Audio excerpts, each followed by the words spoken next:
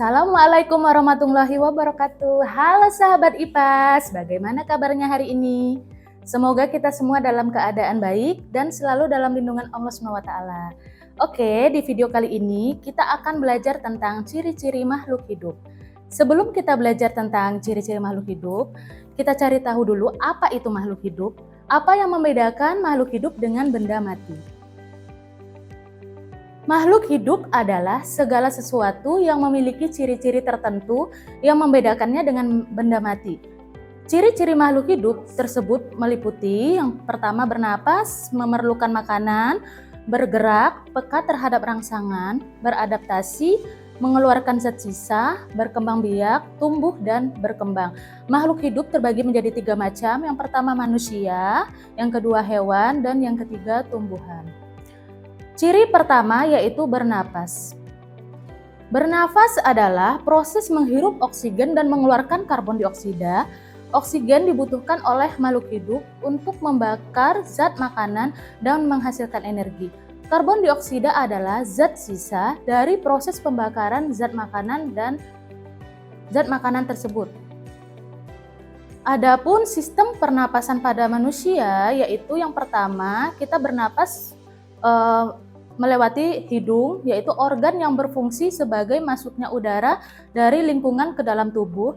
Kemudian dari hidung lanjut ke faring, yaitu organ yang terletak di belakang rongga hidung dan menjadi pembatas antara saluran pernapasan dan pencernaan.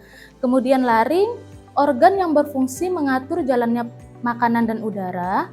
Yang kemudian trakea, yaitu organ yang berfungsi sebagai penghangat dan penyaring udara. Kemudian bronkus, yaitu organ yang berfungsi mengalirkan udara dari trakea ke paru-paru. Setelah itu bronkiolus, yaitu cabang yang lebih kecil dari bronkus. Kemudian yang terakhir yaitu alveolus, tempat bertukarnya oksigen dan karbon dioksida. Adapun ciri yang kedua yaitu makhluk hidup memerlukan makan. Makhluk hidup membutuhkan makanan untuk mendapatkan energi dan bahan untuk membangun sel-sel tubuhnya. Energi dibutuhkan untuk melakukan berbagai aktivitas seperti bergerak, bernapas, dan berpikir. Bahan untuk membangun sel-sel tubuh dibutuhkan untuk pertumbuhan dan perkembangan makhluk hidup. Kemudian makhluk hidup membutuhkan energi tentunya berasal dari sumber makanan. Sumber makanan dibagi menjadi 2 yaitu yang pertama nutrisi makronutrien terdiri dari karbohidrat berupa padi, umbi-umbian, jagung, dan gandum. Kemudian terdiri juga dari protein, didapatkan dari telur, daging merah, ikan, dan biji-bijian, kemudian lemak. Kemudian yang kedua yaitu nutrisi mikronutrien, terdiri dari vitamin. Vitamin juga terdiri dari 2, vitamin yang larut dalam air berupa vitamin B1, B2, B3, B5, B6, B11, dan C. Kemudian vitamin yang larut dalam lemak yaitu vitamin A, D, E, K. Kemudian nutrisi mikronutrien juga terdiri dari mineral. Mineral makro yang dibutuhkan tubuh dalam jumlah banyak dan mineral mikro yang dibutuhkan tubuh dalam jumlah sedikit. Kemudian ciri-ciri makhluk hidup yang ketiga yaitu bergerak.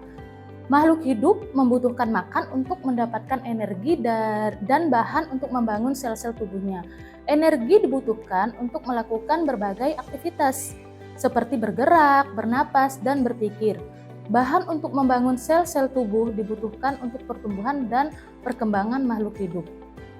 Kemudian dengan adanya energi yang dibutuhkan untuk bergerak, gerak pada makhluk hidup terbagi menjadi 2 yaitu gerak aktif dan gerak pasif. Adapun gerak aktif yaitu gerak yang terjadi karena otot-otot diperintahkan untuk bergerak, misalnya gerak pada manusia dan hewan saat berjalan, saat makan dan aktivitas lainnya. Kemudian gerak pasif yaitu gerak yang terjadi karena respon terhadap rangsangan, umumnya terjadi pada tumbuhan. Adapun ciri yang keempat yaitu peka terhadap rangsangan. Peka terhadap rangsangan adalah kemampuan makhluk hidup untuk merespon terhadap perubahan di lingkungannya. Rangsangan berupa cahaya, suara, suhu, sentuhan, dan rasa. Salah satu contoh misalnya tumbuhan putri malu yang menguncupkan daunnya ketika disentuh itu termasuk contoh peka terhadap rangsangan sentuhan. Ciri yang kelima yaitu beradaptasi. Beradaptasi adalah kemampuan makhluk hidup untuk menyesuaikan diri dengan lingkungannya. Adaptasi dapat dilakukan dengan cara morfologi, fisiologi, dan perilaku.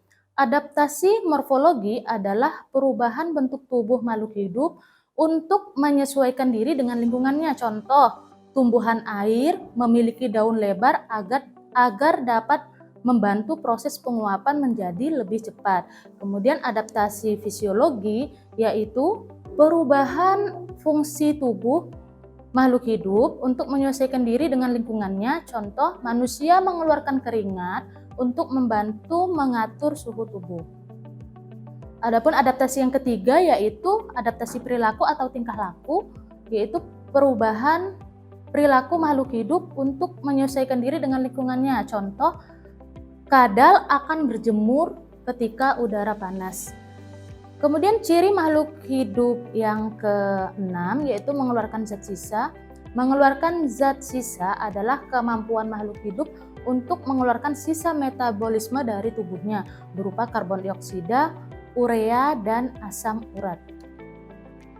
Yang ketujuh, ciri-ciri yang ketujuh yaitu berkembang biak.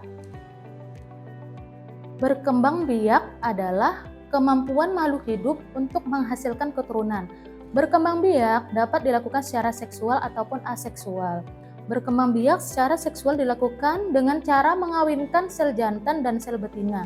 Berkembang biak secara aseksual dilakukan tanpa melalui proses perkawinan. Adapun cara perkembangbiakan hewan ada 3 macam. Yang pertama beranak disebut dengan vivipar, contohnya pada hewan kerbau, kucing, dan hewan lainnya. Yang biasa beranak itu hewan yang mempunyai daun telinga. Kemudian cara perkembangbiakan hewan yang kedua yaitu dengan bertelur atau ovipar, contohnya pada unggas, reptil, ikan, dan serangga. Dan yang ketiga yaitu hewan yang berkembang biak dengan bertelur dan beranak, bisa bertelur, bisa beranak atau ovovivipar, terjadi pada ikan hiu, ikan pari, kuda laut, dan beberapa reptil. Adapun perkembangbiakan tumbuhan yaitu ada kawin dan tidak kawin. Yang pertama kawin disebut juga dengan generatif, yaitu perkembangbiakan melalui proses penyerbukan pada serbuk sari dan putik bunga. Sedangkan perkembangbiakan tumbuhan tak kawin yaitu vegetatif, perkembangbiakan yang tidak melalui proses pembuahan. Nah, perkembangbiakan tumbuhan tak kawin itu juga dibagi menjadi 2 macam, yaitu vegetatif alami dan vegetatif buatan. Vegetatif alami itu contohnya tunas, akar tinggal, spora, dan umbi lapis. Sedangkan vegetatif buatan yang dibuat melalui tangan manusia, contohnya misalnya stek dan cangkok. Kemudian ciri makhluk hidup yang ke-8 yaitu tumbuh dan berkembang. Tumbuh adalah pertambahan ukuran dan volume tubuh makhluk hidup, contohnya panjang, massa, dan volume. Contohnya, misalnya makhluk hidup manusia dari bayi, dia akan tumbuh dari bayi, bisa tengkurap, merangkak, jalan, kemudian dia berubah panjang menjadi tinggi. Itu contoh tumbuh. Sedangkan berkembang adalah perubahan bentuk makhluk hidup dari muda menjadi dewasa, contohnya proses menuju kedewasaan. Oke, setelah kita mempelajari ciri-ciri makhluk hidup, ada 8 kan tadi yang sudah saya jelaskan, yaitu bernapas, memerlukan makanan, bergerak, peka terhadap rangsang, tumbuh dan berkembang, berkembang biak, mengeluarkan zat sisa, dan beradaptasi. Nah, dengan ciri-ciri tersebut, kita dapat membedakan antara makhluk hidup dengan benda mati. Kalau benda mati tidak akan mengalami proses 8 ciri-ciri makhluk hidup tersebut. Oke, demikian penjelasan tentang ciri-ciri makhluk hidup. Semoga bermanfaat dan bisa memahaminya dengan baik. Sampai jumpa di lain kesempatan. Wassalamualaikum warahmatullahi wabarakatuh. Bye-bye.